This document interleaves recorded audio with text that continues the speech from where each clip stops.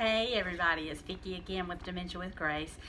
Today we're going to talk about the 7 stages of dementia. It was originally designed for folks just with Alzheimer's. Barry Reisberg was the creator of this scale, and the study that they were doing at the time was in folks with Alzheimer's, and they noticed patterns of losses that they wanted to memorialize and be able to use and apply to others. And so they developed this scale. He developed this scale, and it's used now across the board with folks. There's another scale that they use that they say early, middle, late stages, and you'll see that, but in a common vernacular, but in a clinical experience, you're going to hear the 7 stages. There's a lot of information in the 7-stage handout, and it's very interesting. This is what I've got it in front of me here. I'm going to refer to it some, but I'm not going to talk so much about it, about the details, because I want you to be able to read the details and understand the details, and I will link this below. But it's from the Alzheimer's Association, the stages of Alzheimer's disease. Again, it's developed with folks with Alzheimer's, and it's now used across the dementia spectrum when you're hearing somebody be staged. In actual practice, I don't really think about people in stages, where they are in stages. The only incidence of that would be in the dementia units that I have helped to create. We do look at that as a guideline. If they're in 4, they're too high. If they're 7, they're too low. And we try to hit certain chords with folks right there in the middle stages, and so we normally only admit folks onto the dementia unit that are on stage 5, stage 6, as a general rule. Let me say this caveat also.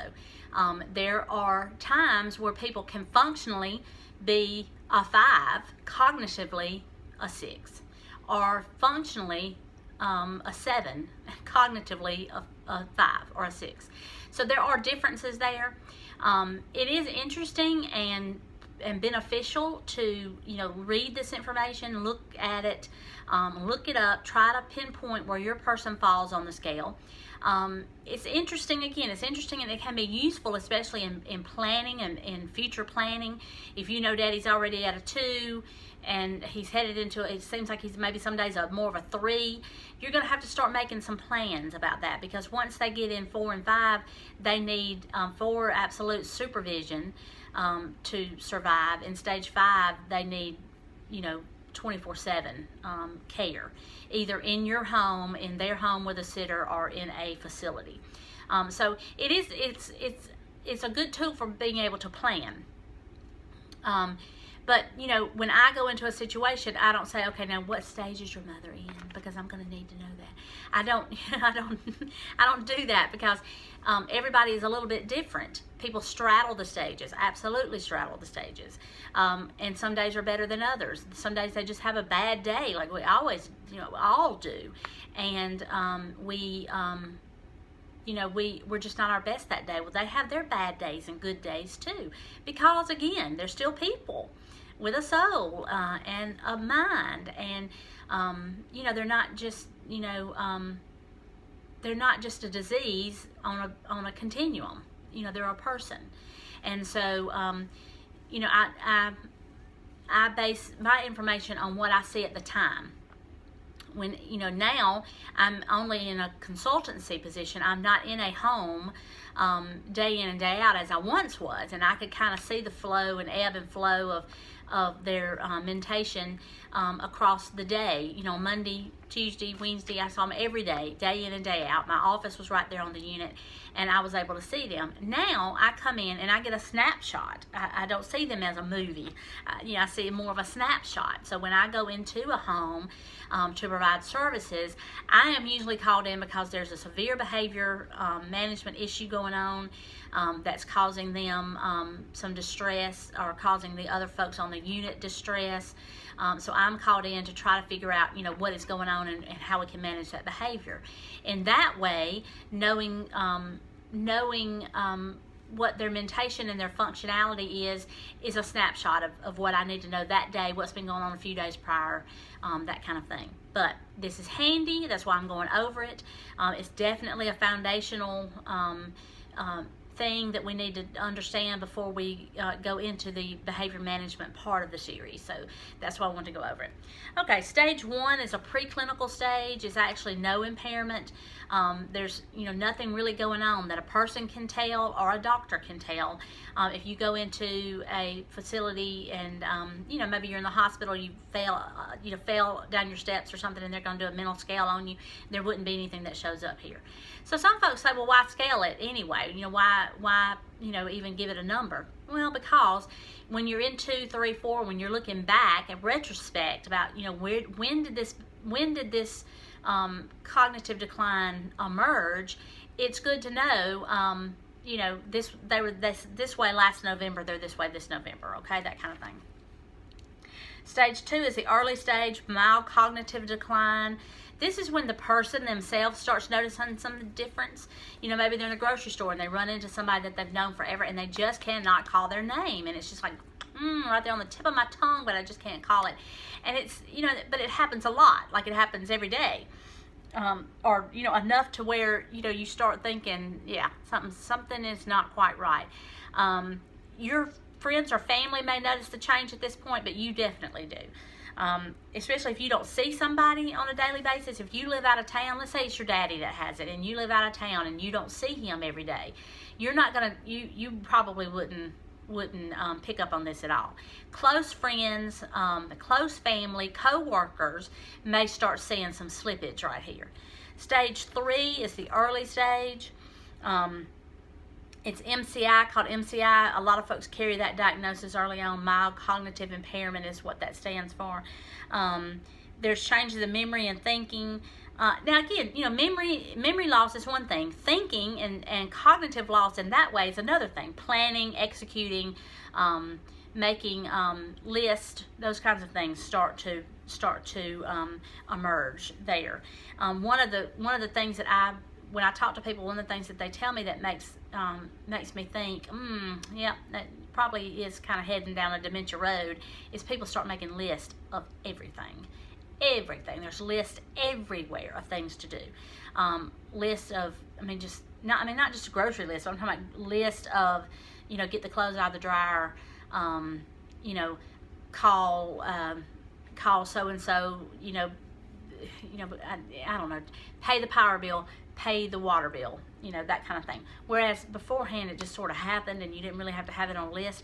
Now you see lots and lots and lots of list making in stage 3.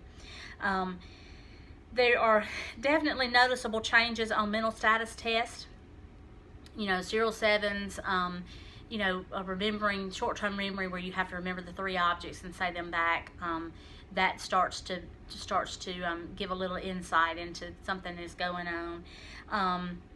During a detailed medical interview, doctors may be able to detect problems in memory or concentration in the following ways. This is what this paper says. Noticeable problems coming up with the right word or name, trouble remembering names when introduced to new people, experiencing noticeably greater difficulty performing tasks in social or work settings, forgetting material that was just read, that's very, very common, losing or misplacing valued objects. Now, not just the keys, but they might move something that they might start feeling a little like, I need to make sure my quarter collection is in a good place, or my mama's good china they might move in a wholly different place, and I don't know why that happens, but it happens across the board. Increasing trouble with planning or organization, that is planning or organization, like the issues with making sure they've got their clothes ironed and hung out for the next day, that kind of thing. They may have always done that, and then all of a sudden they are forgetting to make sure they've got a shirt ironed, or something like that. Some people are still working in stage 3. It won't be long before they realize that that they can no longer work because they can no longer perform the complex tasks that are required in most kinds of jobs. Stage 4 is early stage. This is when there's significant interference in the ability to function at work or usual day activities. Like, you might could get there, but you're not going to be able to do what you were assigned to do at work. The patient definitely knows something's going on now. The family knows something is going on now. The coworkers know that something is going on. And it's just absolutely undeniable that there's a problem. Now, having said that, there is a lot of moodiness and anxiety and agitation at this point, because they know what they don't know. When they get down in 5 or 6, they don't know what they don't know, and so for them it's easier. For us, it gets harder. You know, as you decline, progress through the stages, it gets easier on the person with dementia because they don't know what they don't know necessarily, and they lose some of that defense mechanism and that kind of thing. But in 4, they still have that. Absolutely. And there is a lot of, why are you telling me that again? I know that. Do you have to tell me 10 times? I am not a child. I know what I'm supposed to be doing. I know. Yes, I took my medicine. That kind of thing, where there's a lot of rigidity and moodiness. You see a lot of withdrawal at this point. If a person's not going to church, I think we talked about that the other day. If a person stops going to church or stops going to a social outing, that they never missed dominoes, they never missed bingo, and now they are, because they don't want to be put on the spot with something that they don't know. A lot of folks say, I just have no idea why Daddy just sits and watches the TV. I just don't know why. Well, the TV is not going to ask him a question he doesn't know the answer to. There's no confrontational, and we don't think we're being confrontational by saying, hey, Daddy, did you remember to pay your power bill? Because, last month you forgot to pay it. Of course I paid my power bill. I've been paying a power bill since before you were born. Thank you very much. That kind of thing. So, that's my acting skills, so sorry. But, you definitely see a lot of anxiety and pushback, if that makes sense. Stage 5 is the middle stage. Stage 5 is when they're having difficulty performing simple tasks, may need assistance with activities of daily living, ADL, such as bathing or dressing. Now, usually, in stage 4, they're definitely able to bathe themselves. You would just, get the water started maybe, or just call him and say, hey, Daddy, did you take a bath today? And he'd be able to say yes or no, and he, got a good bath. Stage 5, they're losing their ability to, they might get in the water and forget to use the soap, which is what my mama would call just making mud. Y'all better get in there and use some soap. But they would forget, an aspect of that. They might put the soup on the stove, but forget that they turn the eye on and let the soup boil over, or something like that. So they're going to need assistance. Stage 5 is when we normally saw them come into the nursing home. That's usually when the behaviors are the worst. That is usually when, they definitely have to have help taking their medicine on time as prescribed, remembering to eat, remembering to drink enough, those kinds of things. And we have those kind of routines in place in nursing homes to make sure that people are getting on what they need, and they may not have that at home. This is where they would get confused about time or place. Significant details about themselves and their family may still be recalled, but it might be a little bit of a thinking face, think about, something. They might know they went to the University of Alabama, Roll Tide, but they might not remember the day they graduated, or something like that, or when they graduated. Stage 6, middle stages, severe cognitive decline. This is a loss of awareness of recent experiences as well as surroundings. They're not knowing who the president is, what day it is, what month it is. Not totally, they don't know where they are. If they're sitting in a waiting room and you ask them, a doctor's waiting room, and you ask them, where are you at? They might say train station. For some women, some women especially say, I am in the, I'm in the dorm. I had a lot of people say that. I'm in a dorm. Even with women that, didn't necessarily go to college back then, because of their age, it was, less, was a less obvious choice for women to go to college. But anyway, for whatever reason, a lot of women that I've dealt with think that they're in a dorm when they're in a nursing home situation. So, so it's close, but not right on target. We're still in stage 6. They still know their own name, but difficulty recalling personal history. They can still distinguish between familiar and unfamiliar faces, but they may not get it right. They may think, oh yeah, looking at their son, you're my husband, right? Yeah, you're my husband. Or you're my sister, right? Sister. So they have you in their family, but they don't have the right place. Or they might call you by a different name, something like that. They need assistance to dress. They might put their shoes on the wrong feet, something like that. Major changes in sleep pattern, including sleeping during the day and becoming restless at night. And we're going to have a video just on that, just on the diurnal changes in a person. We're going to have and sundowning and things like that. That's going to be a video in and of itself. They need help with toileting. They might go to the bathroom but forget to tidy up. And so we have to make sure that those things are doing. It's the same thing in the bathroom. They are having, at this point, increasingly frequent trouble controlling their bladder or bowels. Stage 7 is the severe impairment. It's the last stage. Complete assistance is required. Communication is severely impaired. They lose the ability really to respond to the environment, carry on a conversation, and eventually to control movement. Communication with words and phrases may be possible. There's a wonderful video, and I will link it down below. Naomi Fell, who is the mother of dementia communication, is interacting with a lady who seems to be in stage 7, and she sings a hymn. I think it's he's got the whole world in his hands, and the lady at first matches her rhythm, and then the words come, in his hands, and so they're that's such a soul memory for her that that's not a term, by the way. That's not a clinical term, soul memory. That's something I think is happening, and because there's people that are in stage 7 that you absolutely can interact with. You just still can, and that's why I say there's something that remains at every stage. This is they can no longer eat by themselves. They definitely would need to be fed. Usually if they move from their bed, they're moved from their bed to a chair, to a jerry chair, to a recliner chair, something like that where they can be reclined, because again, they don't have any core control of their movement, and they would fall.